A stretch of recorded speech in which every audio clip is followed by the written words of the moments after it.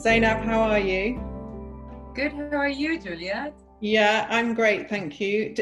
How do you stay mindful? How have you stayed mindful in the last sort of 8 months? I have my own 7 rules for a happy day, what I call it. My own rules. Some of it is as basic as drink lots of water, because when I do, I am happier. I do my own yoga for half an hour a day. I meditate 20 minutes a day, and I try to put my 10,000 step a day. And if I do anything in the art, whether it's painting or playing the piano, that helps. And then doing something that is, I feel, fulfilling my purpose in life, and family and friends. I don't know if they are 7, I wasn't calculating, but they are more or less my own 7 rules. I can't do them all the time, every day, but the day I do them, I'm a very happy person. I love it, and you look very happy today. It's great to be joined with you today, and I'm delighted that you're on here. We're going to be talking about how we can pave a path of reconciliation that is inclusive for all to move forward. For those that don't know, Zainab, at the age of 23, founded Women for Women International, a grassroots humanitarian and development organisation dedicated to serving women survivors of wars by offering support tools and access life-changing skills to move from crisis and poverty to stability and economic self-sufficiency. So Zainab, I'm going to jump straight in. We've known each other for a few years now. Firstly, why is creating safe spaces important if we want to heal America in this time of such division? So I came to learn these things from a couple of things, just a caveat, right? One is in the fact that I myself, as an individual, have played different roles in life. I always say, if life is a play, then I played all the characters. I grew up being close to a dictator. So from the country, I'm from Iraq, and I grew up, my family were friends of Saddam Hussein on a social level. But so from the population looking at us, we were the demons, basically, at looking at the newspapers and the TV screens. Oh my God, here are the friends of the dictator. From close up, I knew that we were scared, fearful for our lives, and went through our own rupture of what happened to us personally in our family. So because of him. Then I came to America, and I was the abused wife. I came to an arranged marriage, and I got abused here in America. Then I became the humanitarian as the founder and former CEO of Women for Women International, working for 20 years in the trenches of war zones with women survivors of wars. And I was the activist, not only the humanitarian. I was the activist. I led and charged with anger at injustice, and then I moved, and I became the person who wants to understand, the journalist, why people are becoming terrorists, why people are doing that, And in the meantime, I'm doing self-development work on myself. And here's what I learned, playing both sides of the aisle, right? Or not playing, living actually different characters or different stages of my life, where I played the bad guy and the good guy, depends on where you are, right? And here's what I came to learn that made a difference in my personal life. I used to be very judgmental of the other. So looking at others, and you're either good or bad based on your values, political beliefs, or whatever it is. I would not for the longest time speak with someone who is the opposite of political party than I do, right? And then it dawned on me, people are seeing me. I am the other. I am the Muslim woman from Iraq, a woman of color, immigrant. And, as angry as I was in judging those people who are doing that, I was getting angry for being judged as based on my cover. This is all cover. It's a mask, right? And I realized that, well, I'm doing exactly the same thing that I'm actually fighting against. And here's what my learning. When we lead with anger, even if it's justified anger, even if it's righteous anger, when we lead with anger, we risk becoming what we are fighting against.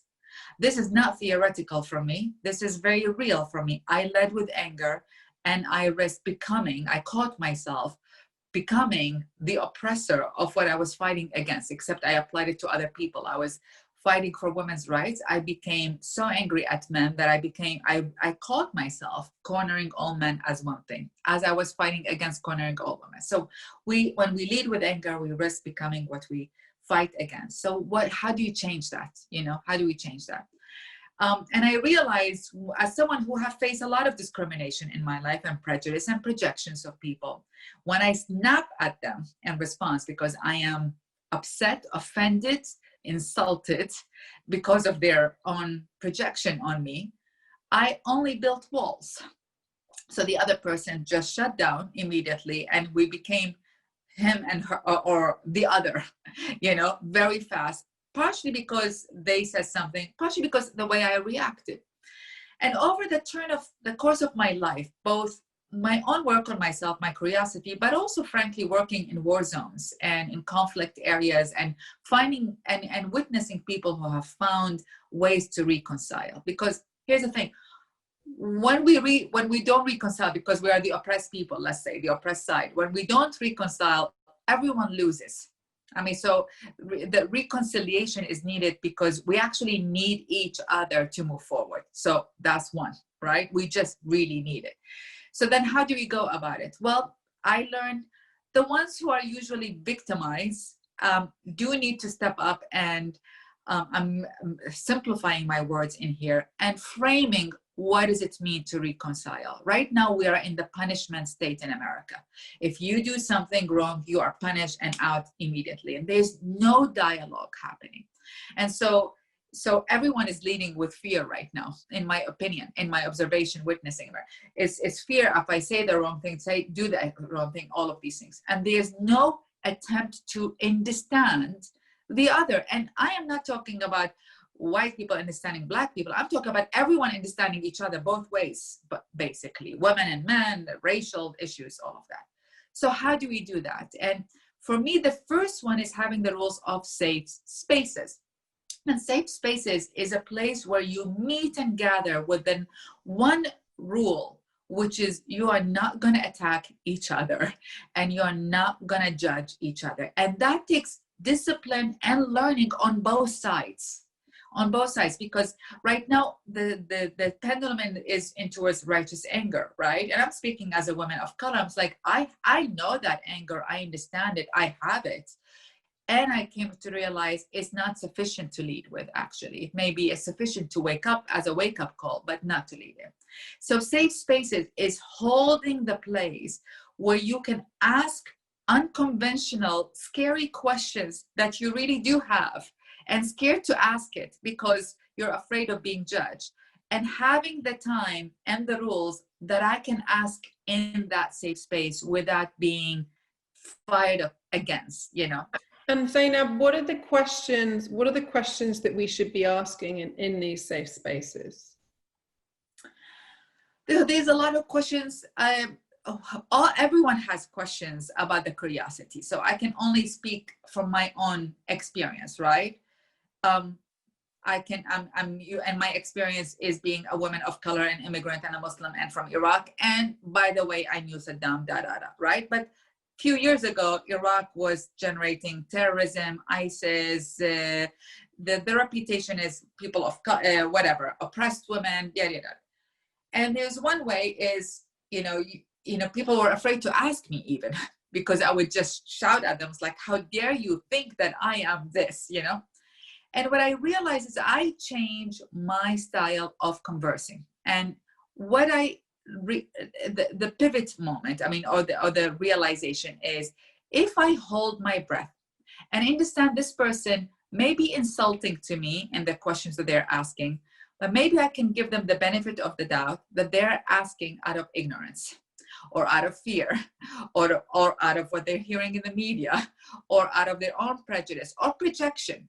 So how about if I hold it and try to understand what they're really asking behind? Because what they're doing is otherizing me, otherizing the other, you are something different. And when I asked that, when I became curious in how I'm engaging rather than snapping, engaging, I realized, this always, you see, the other side always has at least one point that is accurate, at least one point. It can't be all wrong. But that accurate point may be exaggerated, maybe taken out of context, maybe not empathetically understood, all of these things. But if I can catch that one point, you know, and say, I acknowledge that. You see, people want to be seen. That's all. Even like people you hate and you're scared of their values. If you acknowledge the one point that they may have accuracy in, and you say, I agree with this point, they will lower their walls immediately. And then from there, you can actually express your points, but from walls lowered, not from shields up, if you may, you know.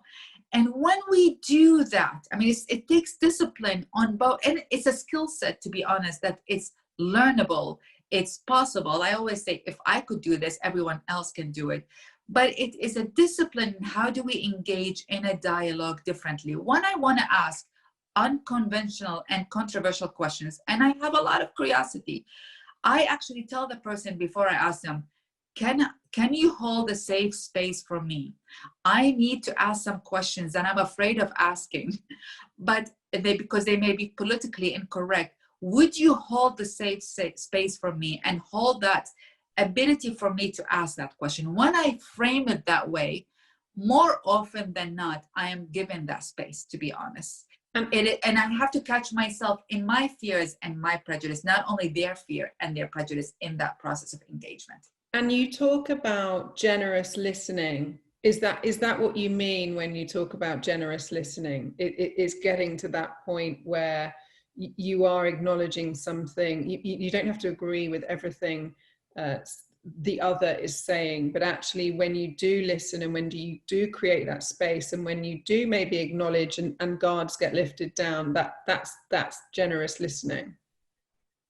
I mean, some people call it, my friend Vosla Dogan Sabanchi calls it generous listening. Some people call it empathetic listening, kind listening, conscious listening, however it is take yourself out of the dynamic.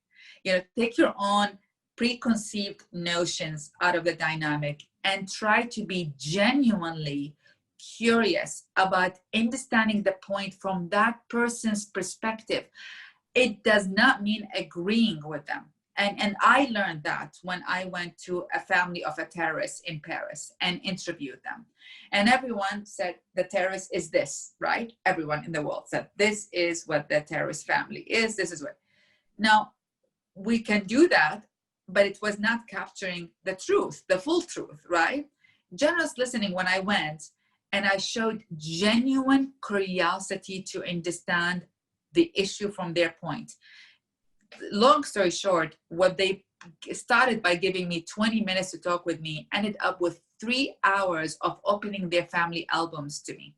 And that because they saw genuine curiosity. I feel like these feelings, genuinity, authenticity,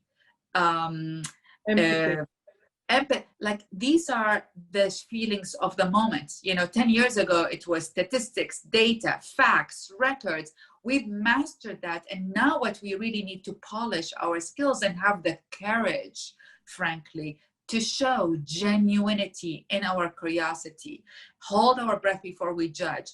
And what I came to learn when I do that, when I take myself on the side and let's see there's a saying that says, we see things as we are, we do not see things as they are. Generous listening meaning seeing things as they are, which means putting ourselves on the side, watching our own prejudice and our own feeling, and try to understand the same experience from your perspective. It's a learning experience from both sides, not only for me, it's a learning experience for the other side as well. But listen, we have no other choice but to practice these things. Otherwise, these division, and I'm going to stay in my community and you're going to stay in your community, may be feeling good in the short term, but they are just not viable nor sustainable on the long term.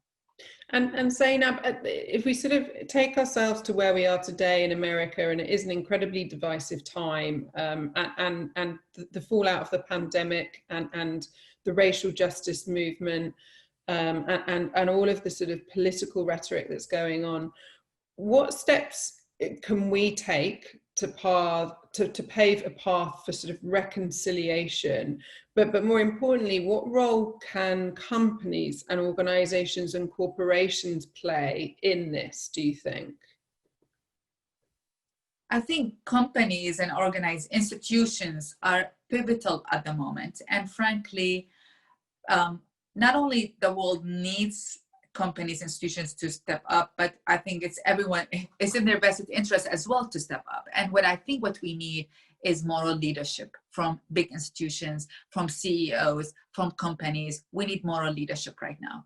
Now, what does that mean is the issue of the hour. What is moral leadership? Because, it is very frustrating when something happens and companies and leaders generally do the politically correct thing on the moment, and if you're the other side, and I'm reporting from the other side of the aisle, it's seen through, people see through the lack of depth or the of the action. It may be sincere action. We need to get more people of color on our board. We need to get more women. It may be sincere, but there's a difference between we need to fill this quota, oh my God, because if we don't have enough Black people or women or whatever it is on our board, we're going to be attacked, as opposed to, oh my God, this is much bigger than that. I want to learn. I want to understand better. What are the other ways to show up rather than let's just put one woman in the chair, What are the other steps to show up? What are the other steps to reconcile that the company can do or the leader can do, an actionable step? And then also eventually saying, this is what I can and this is what I cannot do, right?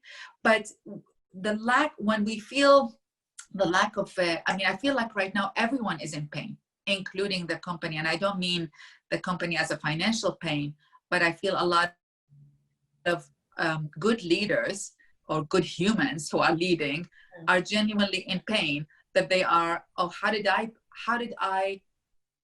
was I part of an oppressive system and I didn't know that, right? And I see a glimpse of that in private spaces. I don't see glimpses of that in public spaces. And I think that's what we need, is to dare and have the courage to show genuine vulnerability out of strength. For me, vulnerability is a strong thing, it's not a weak thing. As in, when I show my vulnerability that, oh my God, did I screw up in this? Or I'm afraid, or I am in pain, or I'm confused.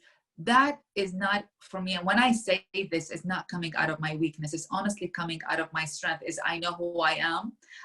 Just because I share something vulnerable with you doesn't allow you to define me. I know who I am.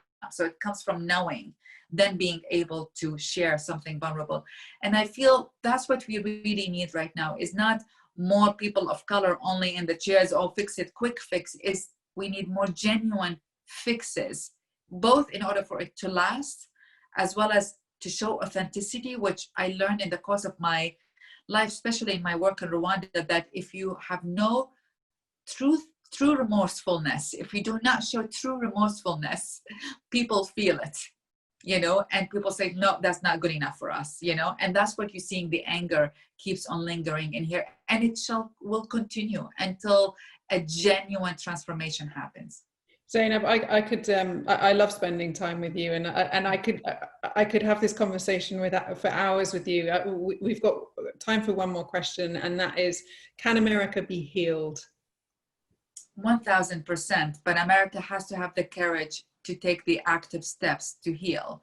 I see the story, what's happening in America, and I feel like I have seen the story play itself before in different parts of the world, in my own countries of origin, most importantly in Iraq. And here's what I report, from the abyss, I call it. When this continues, if this continues in America, as it had continued in different parts of the world, in different countries and cultures, one risks becoming the nuclear bomb on ourselves. And then the new bomb is not necessarily someone throwing bombs from us on the plane. The new bombs is our own self-destructive behavior with each other, in whatever reason in our angry moments. And that's, that's what I learned actually from working in conflict areas, is that people say we fail ourselves ultimately, and that we need a new human being with new value systems. Now, for that to happen, we can look up to the leaders, frankly, whoever wins the election, it doesn't matter. Or we can say we really do need to shift and create a cultural shift in how do we engage with each other in different way. And I believe, because of the structure of America, companies have a big role in that, really do have a big role in that. So either they do it genuinely, courageously, and big steps, or we keep on taking the many steps, and then the anger will rise and rise and rise until not unless things settle in an equal way. So it's in our vested interest to be proactively engaging right now, rather than just do the minimum possible needed. I couldn't agree more. Zainab, thank you so much for being part of this. We're so grateful for you to be part of the Health and Wealth of America, and it's great to see you.